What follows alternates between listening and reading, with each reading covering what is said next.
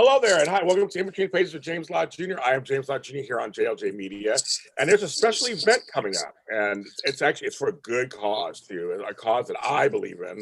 We're going to talk about that and what it's going to be. But there are three acts that we're playing, and one of them I'm going to be talking to them later, and that is Scott. We're talking to him a little later. My girl Kimberly Dawn, who could make it, but I love her to death. So I know her personally, and I've interviewed her for. And then I got these guys from a group called Gun Sal, which I'll find out what that means exactly. This is okay. So this is event happening for Memorial Day weekend because we're all about the veterans. I'm all about them. It's about that. It's for a benefit concert, helping people who are homeless veterans or disabled veterans. So organizations like American Soldier Networks, Ticket for Troops, things like that. They're paying for them. A live event, folks. Live events are happening again. I'm so happy about that. The Scottish Rights Event Center in Long Beach. Long Beach. I'm in Inglewood. It's not that far. It's not that far down.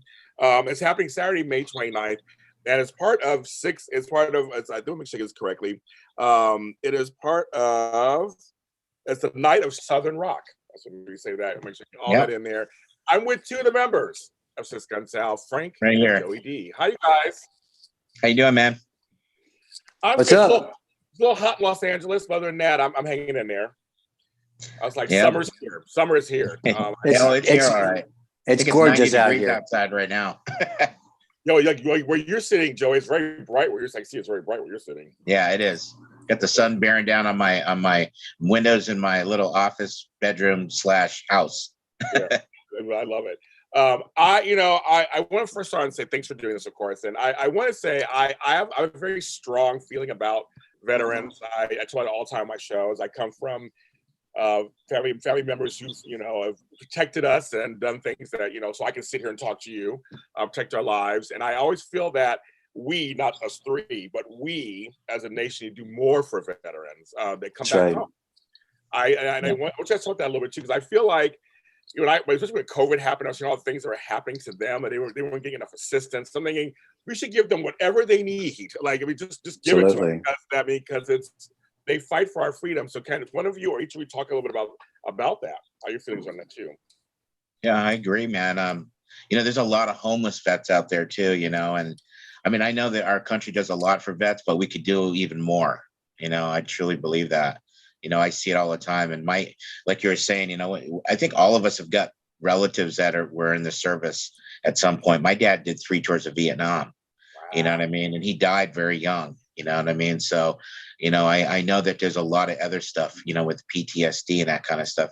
And, American Soldier Network, they deal with all that stuff, and this is why this cause really means a lot to me myself. I get it because I actually lived through it with my dad. You know what I'm saying? So, yeah. Wow. Yeah, I agree. We do not do enough. There's they have given the ultimate sacrifice for our country. My father, served in the military, in the Guard, and I have some friends that even some younger guys that were in Afghanistan and in Iraq and just dealt with a lot of post-traumatic stress. And it's really, I guess, apparently really hard to go and fight like that and then come back and just lead a normal life. And so there's a lot of adjustment that needs to be made. And a lot of guys are sorting out and processing their feelings and thoughts. And I think too, the mentality in our country is kind of, sometimes it's anti-military. I don't get it. I don't know why that is. It really it's very upsetting. But this is where we can do our part and give a little bit. I never served in my country. I love my country. I'm patriotic, and I'll die for it if I have to. But this is something small that we can give back to. Yeah, I tell them all the time. It shouldn't be politicized. It shouldn't care what race you are, what orientation. That's right. The military is the military, and they have a job to do. And they do a lot of good. I mean, there's a lot that they do. A lot of good. Absolutely. A lot that we may take for granted sometimes. Even I may take for granted sometimes, but I recognize it. I mean, like I said, I'm a big advocate for that. I just think that we just should be just really recognizing the hard work that they do. Yeah. There's so many humanitarian situations that when we're not at war, these guys are doing stuff for other countries, you know what I mean, too, and taking care of our country takes care of the whole world sometimes, it seems like, and they don't get the credit, man. They really don't, you know. And I like what Frank was saying about, with some of the guys from Afghanistan. My nephew was in Afghanistan and he was there. He did one tour and he has post-traumatic stress disorder. And, the suicide rate is so huge right now. And from, veterans, it's really unbelievable, and a lot of alcoholism, a lot of these guys, they turn to alcohol and drugs. And, Frank was talking about how, this is our way of doing our part, because I didn't serve in the military either. And I will do anything, you know what I mean? As far as being able to help out with this kind of stuff. And for me, it's an honor to be able to do it, to play in front of all these vets and stuff. It's really cool. Absolutely. And I'm going to correct Frank this one time and say that what you're doing is not a little thing. That's a good thing. It's a big thing. Music brings the world together. I mean, that's something that's right. It does. So I'm going to tell you both in your band, what you're doing, it's not a small thing at all. It's a good Thank thing. you. I want to make sure I say that. I mean, from my part, I want to say that. Yeah.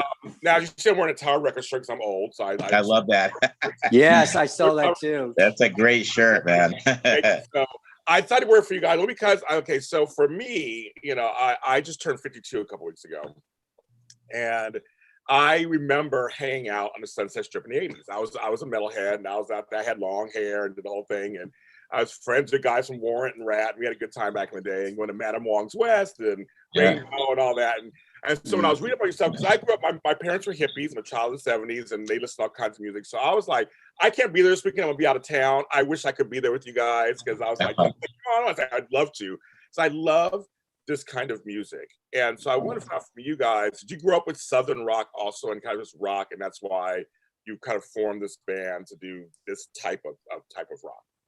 I mean, I grew up listening to the Allman Brothers, and Lynyrd Skynyrd. I've been all over the country because my dad was in the military, you know what I mean? And I mean, my dad actually retired from the service. So it wasn't just he did a few tours. We were in the military till I was into my teens, and we lived in Charleston, South Carolina for a few years. And my first taste of Southern rock, I think I was about 8 years old. I'm riding my bicycle with some friends up the street around my house, and there's a huge party up the street, and they had the streets blocked up with the police and everything. And I'm like, I could hear this music, and I had no idea. Lynyrd Skynyrd was actually playing a party up the street from my house. Yeah, because they're from Florida, you know what I'm saying? Right, so, playing in Georgia, South Carolina, and that area, and that was my first, hearing even the name. I was like, what is Lynyrd Skynyrd? What is that? And as I started to listen to music, I started to understand that this was the coolest music on the planet, but I like all kinds of rock music. I was just watching Judas Priest. I love all that stuff. You know what I'm saying? But, I love the Allman Brothers. I love 38 Special, Lynyrd Skynyrd, all these beautiful, awesome rock bands, that were Southern rock, what is Southern rock today, our band, is a mix of a lot of that stuff, and, it's somewhere across between Lynyrd Skynyrd, Guns N' Roses, and even like Molly Hatchet. We got some stuff like that. And then the Allman Brothers, of course. We have a couple songs that kind of remind me of Greg Allman. And we've worked with Greg Allman's producer, Timothy Eaton. He produced a song from us, you know what I mean, with us. And it's a remake, which we're playing. It's a remake of Hair of the Dog from Nazareth, and it's a Southern rock. That's where Frank comes in. He killed it. We had rehearsal last night, and I was just my face. I had a grin. I couldn't even this morning. I woke up and I was like, that was the coolest thing ever. He's playing banjo in the song, and it's beautiful, man. Thanks. Yeah, it's really awesome, man. Yeah, bands like Georgia Satellites and things like that came a little later. That just we're trying to keep that tradition going. It's like it's fun music. Frank, talk about that a little bit, Frank. So for you too, what was it like? Well, I am actually sitting in with Gun Sal. They give me the privilege. I'm going to be playing banjo on a few songs. My background is a little bit different. I work mainly in pop, R&B, some hip hop, and funk. Okay. So yeah, I have the honor of sitting in with Gun Sal, but I'm also going to be at the event with my own group called Family of Funk. We bring the funk to the rock and the rock to the funk. Yeah. And so, but very, very rock oriented. You know, I actually am a child of the 70s as well. And so I grew up with all kinds of things, all kinds of music. And there's always a difference for me between being a fan of a style and a peer. I love, like, growing up, I was into like the metal and stuff. I was in a metal band called Nasty Habits and everything, and a rock band. When I moved out to LA, I got more into the business side and you know, just started doing music for some artists, some big pop artists, and then also film and TV. But I love rocking with these guys. And last night, I sat in, came up with some parts, and it's pretty rocking. There's, you know, 3 guitar players and a banjo, and Joey's back there, you know, killing it on drums. And so I think it's very, you know, it's a very relevant style of music. It's a good brand. Gun Sal, it's a good product. And people are really, you know, hip to it. And especially an event like this, you know, motorcycle event. That's kind of like, not the clientele, that's kind of like the market for this kind of thing. Yeah. Mm-hmm. They kind of go hand in hand, you know, they really do. And it's been that way for many, many years. I mean, you know, Lynyrd Skynyrd is like probably the all-time, them and the Rolling Stones are like the all-time, you know, biker, you know, music. You know what I mean? It's like, I've never been to a biker event where they weren't playing that stuff. You know what I mean? So it's pretty awesome. I agree. Because I used to be in a rock band years ago. I do music now, but it's very different. I do like dance music. But when I back in the day, I was in a group called Mangina. I was I love it. We did it on purpose. We I've did it on heard that purpose back before. in the 90s. Yeah, we did that, and we did dance rock music. We all came from a rock. We said we wanted to be like Fleetwood Mac, but a little harder, a little dancier. That was our whole thing. I was one of the lead singers, one of 3, and I played some drums. I played some drums in the background, so I did that. Awesome. That was fun. But I don't know. I love rock music of all kinds, and I want to ask you guys: is rock dead? I mean, hear all these other kinds of music nowadays, and country's getting resurgence, of course, too. But I'm like, rock, like just good old rock.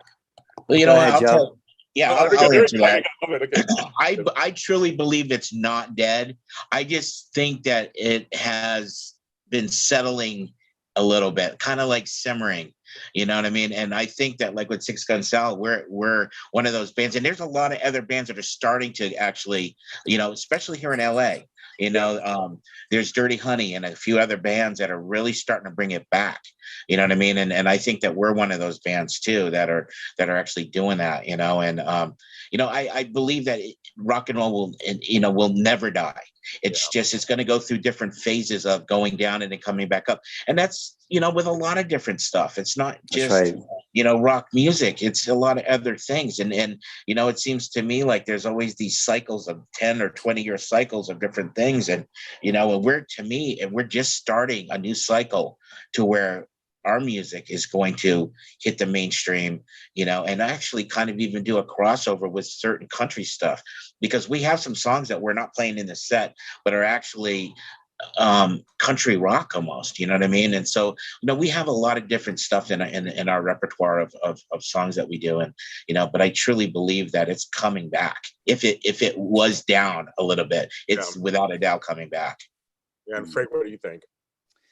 So, you know, there's a couple thoughts about that, you know, also living in LA, where it kind of, things start kind of in the UK and then they kind of creep across the ocean and come here. So, you know, I'm a voting member in the Recording Academy. So I vote in all those categories. So I kind of see and I always say that I like to look at my life extremely objectively, my career and the career of others that I'm involved in. So I agree with a lot of what Joey's saying. The listening audience is much more like selective. I can use that, or people's listening needs change, but there's still, as always, people that are into, people are into, there's a resurgence in like 80s music right now. Yeah, Whether or not that's absolutely. on the radio and selling millions of records, it's not at this present time, but yet it's still very relevant.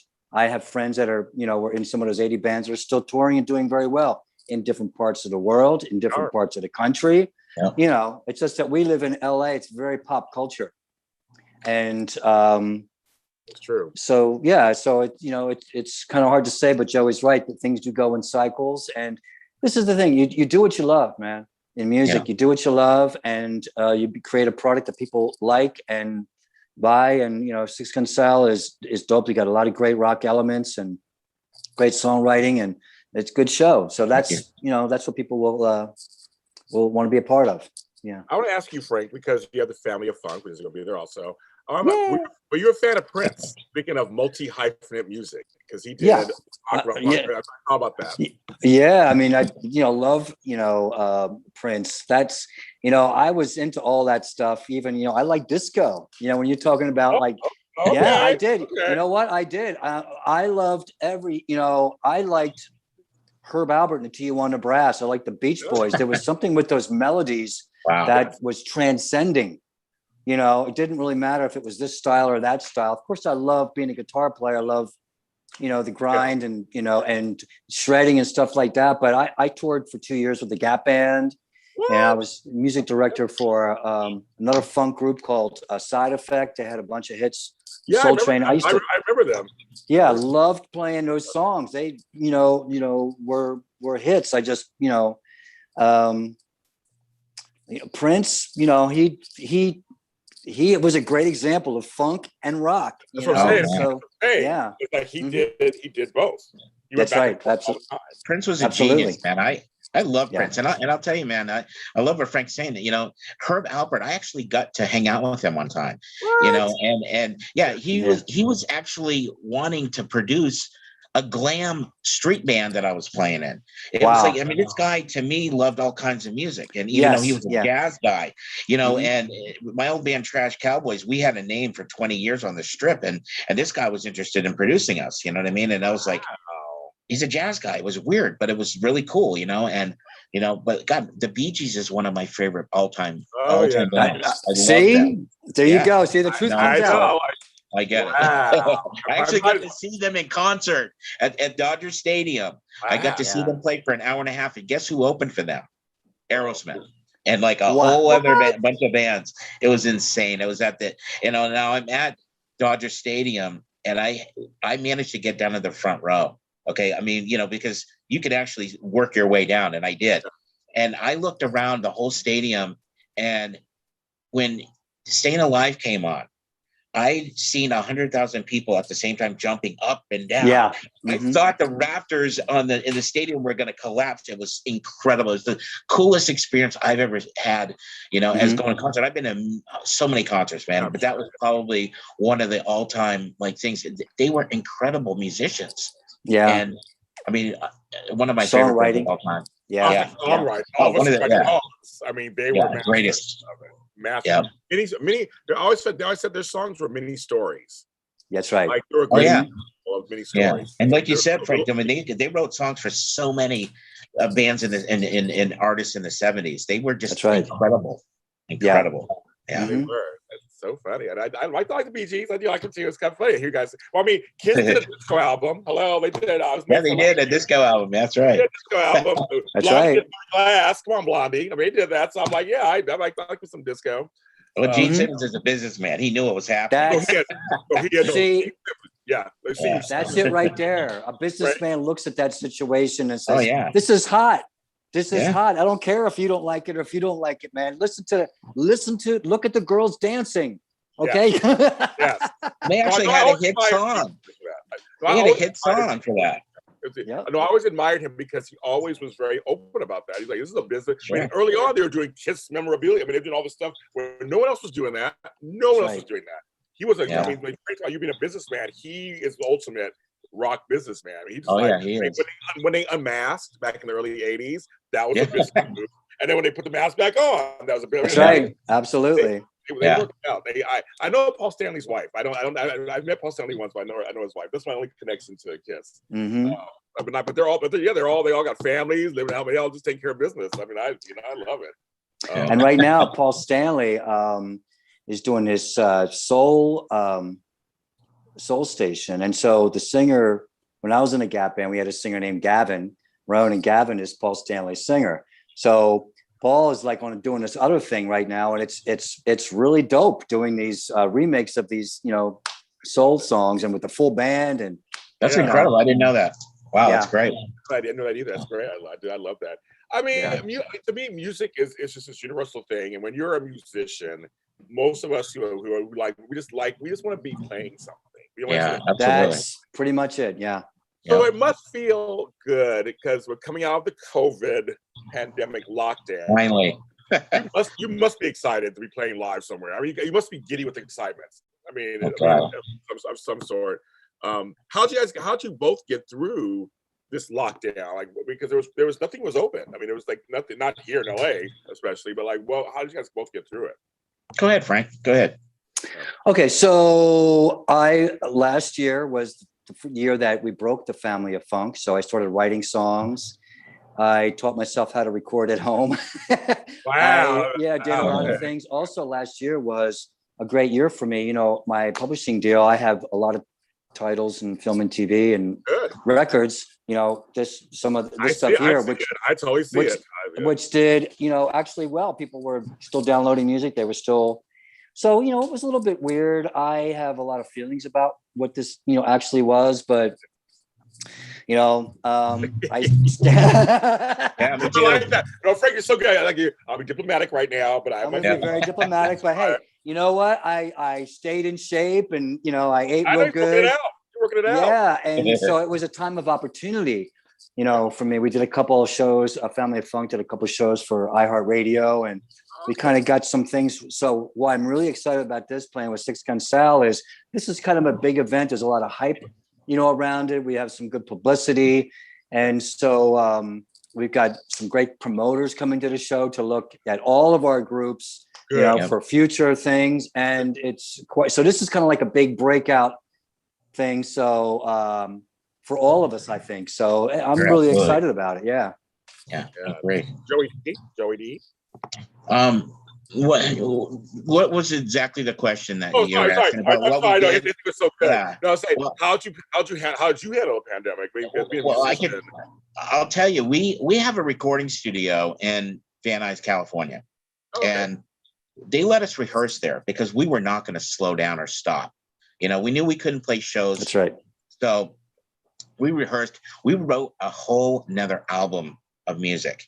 And we recorded all the songs. Now, the songs, basically what we had recorded was live rehearsal stuff for our catalog, so we can go back in and actually really record them. You know what I'm saying? But man, we rehearsed, we were recording and writing and just writing and writing. And we actually did a couple of Facebook Live things that, like, we did one here at my house, and then we did one at Dusty's house in Torrance. We kind of bounced around and did that. But you know what? We made the best of it as far as rehearsing, and we didn't slow down. We just didn't play live shows. You know what I mean? And that's good. Yeah. So, but we did do a show at Oxnard at the Performing Arts Center about, I don't know, I guess it's about 3 weeks or a month ago. It was kind of a warm-up gig for this one. But you know what, man? It's like, we're like you said, there's promoters and stuff coming, and I really think that we're going to be able to get a decent tour out of some of the stuff, and start playing, because most of the country's open. We're like one of the last ones. Right. You know what I mean? So, and like Buck Cherry, they're playing all over the place. You know what I mean? And they're doing some stuff, and in Florida and places like that. So, hopefully, we'll be able to get to that point. You know what I mean? But we're ready. We're absolutely ready. I mean, if somebody called us tomorrow and said, "Look, we want you to play here," we are ready to go. You know what I'm saying? So, yeah. If I can also interject, I think that is so cool. I mean, that's the attitude you must have when you're working in the industry out here. You're going to constantly be hit with obstacles, things that don't go right, people to disappoint, but you can never stop. You have to keep pushing. And so that's like what I was saying. It's a time of opportunity. So what Gun Sal was doing, going in the studio. Okay, we're going to come up with some new new songs. Because I know people that just sat on their asses and didn't do anything. And now they're all, no, I want to get out, get ready to go out. I'm like, dude, you are out. You're out to lunch, man. You gotta, everybody I know has been on point. They have not let their stuff slide. I agree. So yeah. I can tell you this for a fact: the songs that we wrote during the pandemic, there are probably 8 songs that we wrote, and they are the best songs that we've ever written. They really awesome. are. We just have not released them. You know what I mean? Because we started actually after doing that, then we started actually rehearsing for this. You know what I mean? So it's come to full circle to where after this, we're probably going to be in the studio finishing and recording this next album. You know what I mean? So it's cool.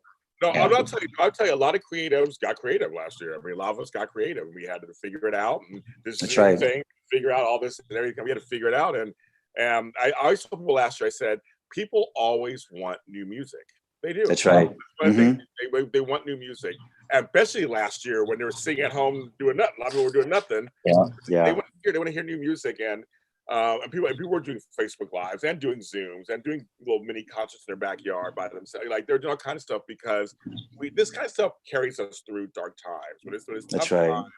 times, music. That's right, man. That's right. Well, I know I'm following Six Gun Sal. I'm gonna start following you, Frank. I'm gonna start following Family of Funk and everything. I want to make sure I support both. I gotta tell you something, James. His band is phenomenal, and thanks. and Mia, who's one of the singers, I guess she would be considered the lead singer. She's one of the lead singers, yeah. Right, yeah. She sings with my band too. And we love her, man. So it's like we got this family thing going on with these guys, and it's really amazing. I love Mia. Her voice is phenomenal, and so yeah, you guys got to see their band. They are amazing. So thanks. And I don't know if you know this, but so Mia and the other singer we have is Cherie. Cherie and Mia both have the same last name. Oh, yeah. So we call them the illustrious Dunn sisters. They're both, and they look completely different, but that's the wonderful thing about like the Family of Funk. One of my best friends, Wayman, is in the band. I call him my twin. We're born in the same day, not the same year, but all right. Wow. I mean, so we got the, what is Wayman's last name? Wayman Starks. He was an original Gap Band guy. The name sounds okay. Charlie Wilson. He's actually related to all the Wilsons, and then Snoop Dogg, Justin Timberlake. Wayman's, plays key bass and does loops, and that's awesome. Thank you, Joe. I'm serious. You got a new fan in me. I'm gonna follow you guys, and yay! So you come see guys like you see this big man with the high top fade coming at you. It's me. I want to see you guys live around here in LA at some point. Yeah, absolutely. We're looking to all of us. We're looking Six Gun Sal, Family of Funk. We're like Joey said. Those of us, we've just been honing our skills during this time. We're ready to come out. So. It's gonna be a good show, you guys. On May 29th, this Saturday, folks. It's gonna be a big show. That's it. There's a lot of celebrities are going to be there too. I mean, a lot. I mean, it's hosted by Tito Ortiz, who's a world champion MMA guy. I talked to a couple people. Leif Garrett's coming. Marty York, who was one of the actors in The Sandlot. So there's a lot of different artists, and actors and people like that are going to just be there to walk the red carpet. So a bunch of different actors, and so yeah, I'm excited. I can't wait. KTLA is going to be there. And plus the biker event, they're expecting over 200 bikes. You know what I mean? For the American Soldier Network. It's gonna be a hit. It's gonna be. I mean, I don't doubt it for a second. It's gonna be a hit. People are ready for this. They're ready. Oh, absolutely. It's a live music. They're ready. Yeah. I know they can get some. So can they get tickets at sixgunsal.net, or where should they go? Yes, they can go to sixgunsal.net through Eventbrite, or go right directly to eventbrite.com and look for the event on May 29th. It's in Long Beach at the Scottish Rite Event Center. The address is 855 Elm Avenue in Long Beach. So if you're locally there, you walk to it. That's right. There's going to be a lot of people. I don't know how the parking is going to be, but I mean, there's a massive parking lot and so they'll be able to house everybody. Should be fine. So, Come on, Uber there, Lyft there, whatever. So you can drink at a good time. Don't worry about driving. There is a beer garden too. See, so I think it's I'm saying, unlimited flow of Uber beer. or Lyft there. Drop it off. Don't worry about trying to find parking or try to drive later. Right. That's right. That's right. Have some beer. Exactly. It's supposed to be nice and sunny and warm. Have some That's beer. right. And Yes. some good music. I mean, that to me, that's a perfect day for me. That's a perfect. That's Yeah. right. And this is starting off, I think, the live, concerts again. It really truly is, because I haven't heard of really anything like this yet.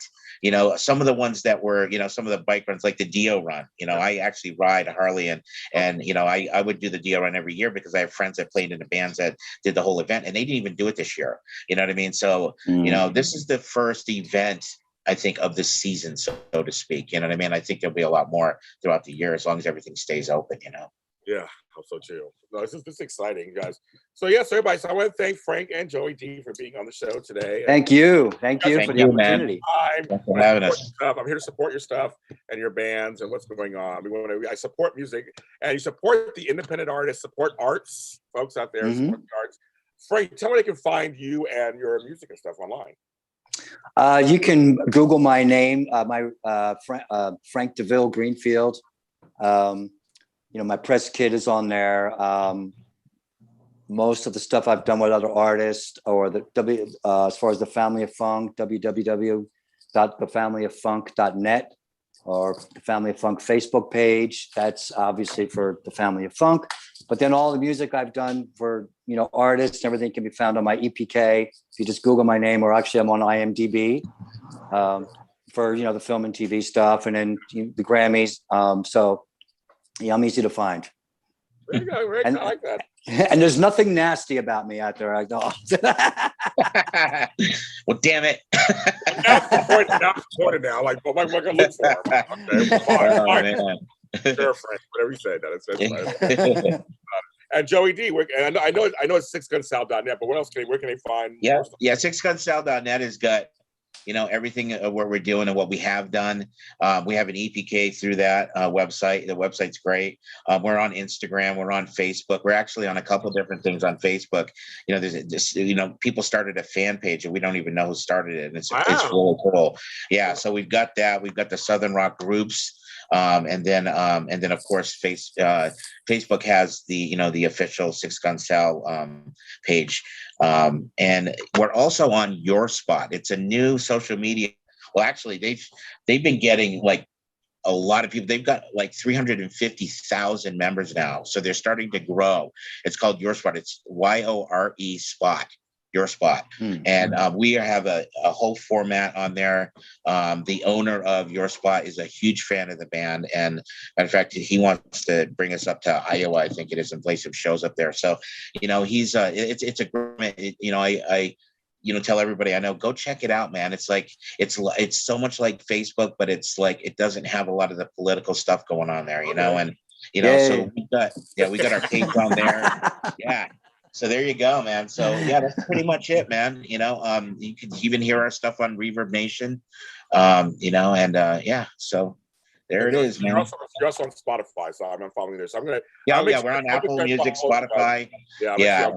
Everywhere. If you Google us, if you Google 6gunsal, we pop up immediately, and there is a blast of stuff.